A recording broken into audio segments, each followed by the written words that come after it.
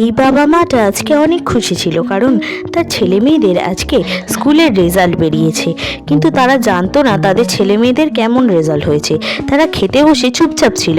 মেয়েটি বলে, আমার আজকে খুব ভালো রেজাল্ট হয়েছে। তার মা বলে যে বাহ, খুব ভালো।